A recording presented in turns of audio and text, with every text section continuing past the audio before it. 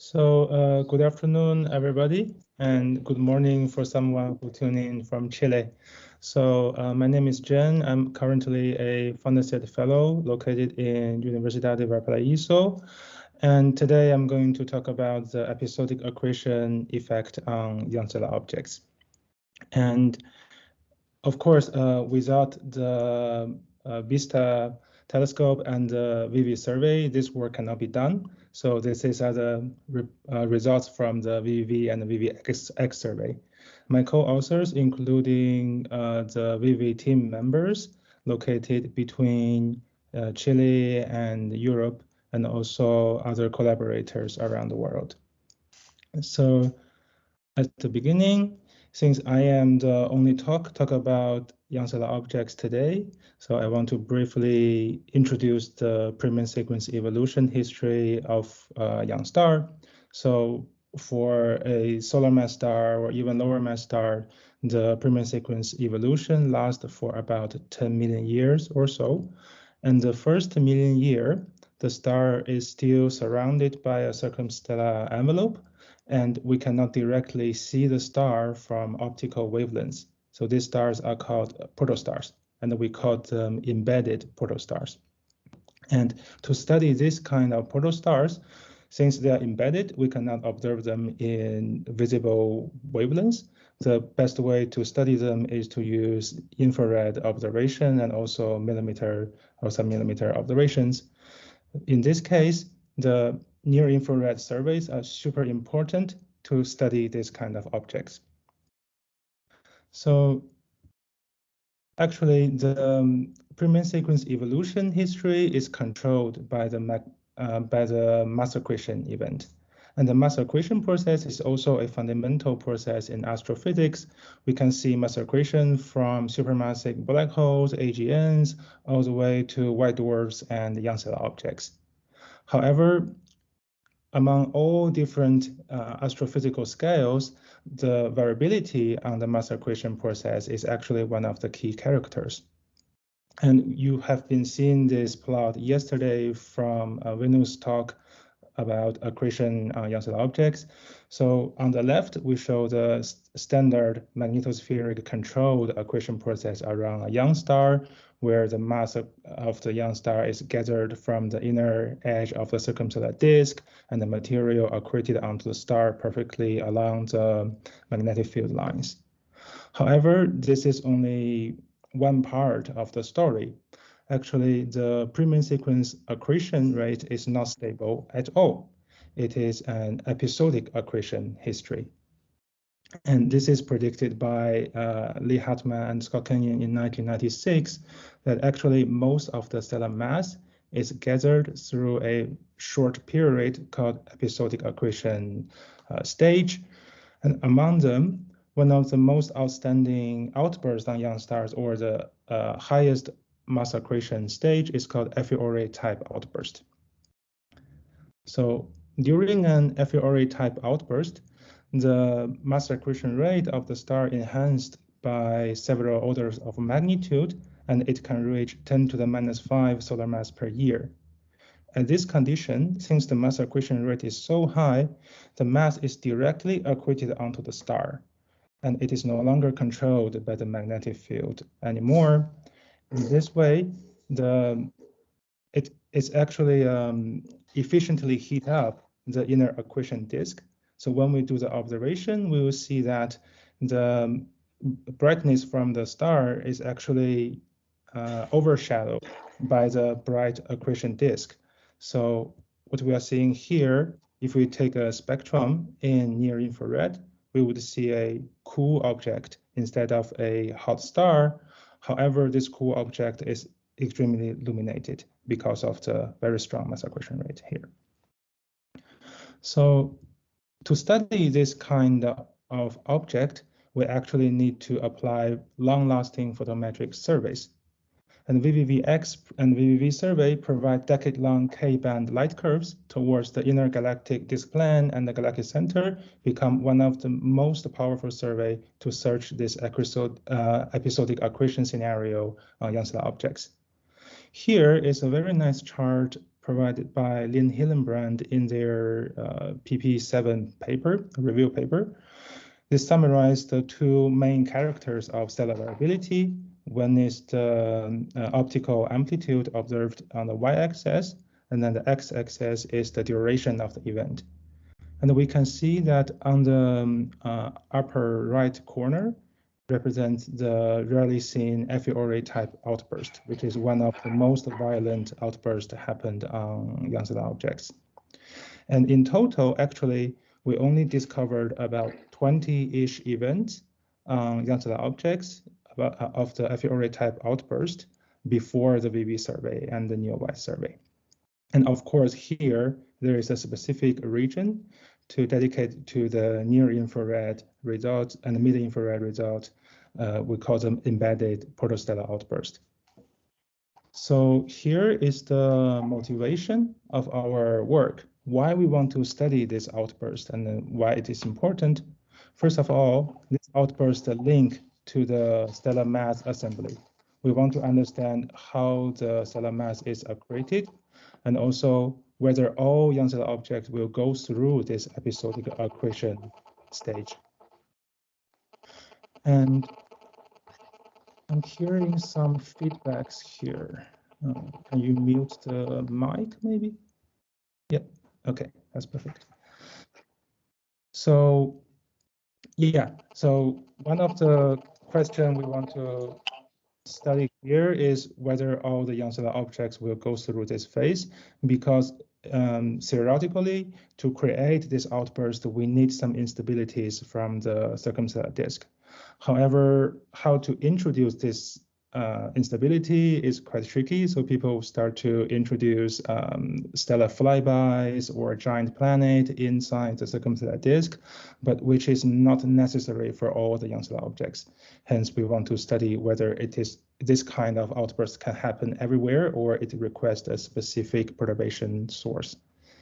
And secondly, we want to understand what is the correlation between this outburst with the planet formation, because during the accretion burst, the stellar luminosity will enhance by 2 orders of magnitude, and of course, it will result in a climate change inside the protoplanetary disk. And this climate change will push out the snow lines for several moleculars, and then to give them more chance to melt and then to mix with each other, which will significantly affect the formation and growth of the planetesimals. If you are interested in this kind of things, Agnes Kospel published a very nice paper using GWST data to study the recrystallization after the outburst of one young stellar object. So in this talk, I want to talk about our highlights discoveries from the young stellar objects team in the VV survey. So this team is mostly located between 2 universities. One of them is University of Hertfordshire in UK and also Universidad de Valparaíso in Chile. We have several steps to study our eruptive young stellar objects. First of all, we need to search young variables from the VV survey. And this has been done in 2 works. One of them is the PhD thesis of Carlos Contreras Pina. And in 2017, he found about 400 YSO candidates from the first several years of the VV survey data. And he found that most of the protostars have order of magnitude higher eruptive amplitude compared to T-Tauri stars, which are more evolved. More recently, Lucas et al. Submitted this paper to monthly notice. They find 222 high amplitude variables with K-band magnitude larger than 4 mag, K-band amplitude larger than 4 mag from the VVVx survey database. And among them, about 40 sources are candidate young stellar objects. And here I show you the location of these objects compared to the VV survey region. You can see most of them are actually located along the galactic disk plane. And the second step is to do spectroscopic follow-up observations. And this has been published in several papers in our group. So far, in total, we are able to confirm more than 90 variable young stellar objects from the VV survey, including 20 FEORA type outbursts, and also 12 non-FEORA type outbursts, but still they are long-lasting and high amplitude outbursts observed on protostars. And the third step, of course, is to study individual objects and also perform some statistical analysis. And one of the highlighted paper is from Lucas et al. 2020. We found one of the highest amplitude mid-infrared outbursts on young stellar objects, and this is shown here. So we detected from WISE and VVV survey data. And in the WISE, the amplitude reached 8 magnitude in mid-infrared, which is really high compared to other eruptive events observed ever on young stellar objects. And the other work I finished last year is about to study the periodic eruptive young stellar objects. So these are actually the consequence caused by the dynamical perturbation coming from an unseen companion, either a stellar mass companion or a young brown dwarf or even young giant planet. And we can observe these periodic outbursts on young stars because of the modulation, dynamical modulation from the companion source. So another just submitted paper by Contreras Pina. So he studied the frequency of class 1 stars or protostars using the VV data cross-match with the SPICY catalog, which is a Spitzer-based young stellar object catalog made by McQueen et al. In 2020. So in this work, he found that accretion bursts on class 1 objects or protostars are orders of magnitude more frequent compared to more evolved class 2 objects, which is also consistent with historical studies. So here I want to show you 2 of my recent submitted papers working on FEORA type objects. First of all, in this paper submitted to Monthly Notice, we are able to identify 15 new FEORA type objects using the VV light curves. So the VV light curves are shown on the left, and you can see most of the source share very similar morphologies in their light curve, consist with a really fast eruptive stage shown in the green lines. However, we do see some diversities on the decaying stage, where some of the objects can last for decades long without decaying anymore. However, some of the objects already decayed rather quickly. But when we look at their infrared spectrum taken by X-shooter, we do see they have very similar spectroscopy features, including the water vapor absorptions around 1.7 micron, and also the CO bandhead absorptions around 2.3 micron. All suggest that we are looking at a cool but bright accretion disk instead of looking at the star itself. We also did some statistical analysis around all the eruptive events we captured on young stellar objects using the VV survey, and we found that there are basically 2 big categories of eruptive event, either FEORAs or non-FEORAs. And FEORA type event have relatively shorter rising timescales compared to others, suggesting that they can more efficiently heat up their accretion disk. On the other hand, we find after including the NEO-WISE data from mid-infrared, we found most of the FEORAs have higher mid-infrared amplitude compared to other types of eruptive event. Also suggests that there is a big temperature change inside their circumstellar disk, and the disk will maintain relatively warm after the outburst. However, we do capture some outliers, especially some non-FEORAs, that they have unexpected long duration, high amplitude outburst, which will request a further study. So in the last, I want to show you another paper we just submitted. So this is about one single case. It's L22278. So it is one of the highest amplitude FEORAs have ever been recorded in optical. This has a beautiful coverage from all different wavelengths during the rising stage. We have data from WISE and NEO-WISE, some data from VISTA, and also data from Gaia, VST, and also Atlas. surveys.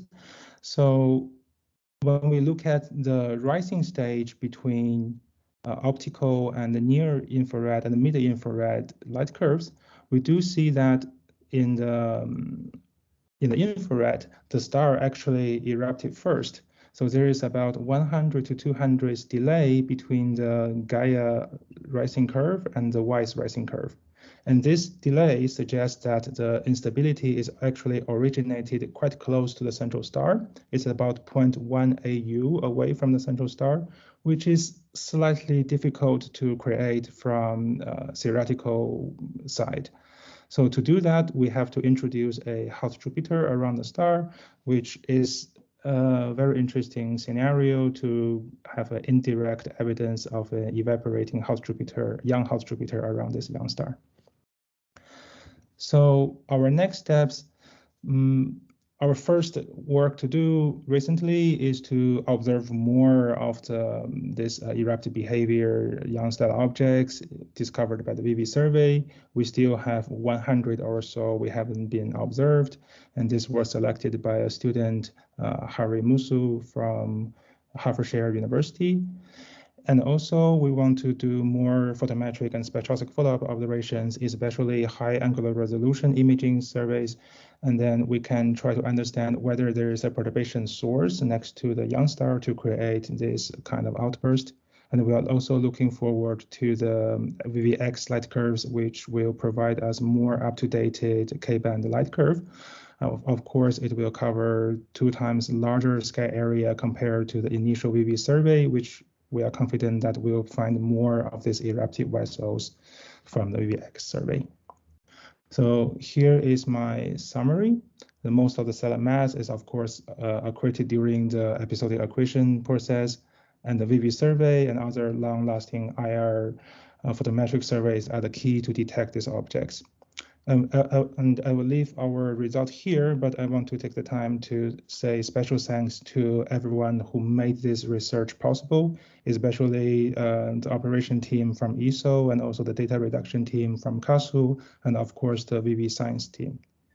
Okay, I'll stop here and thank you so much.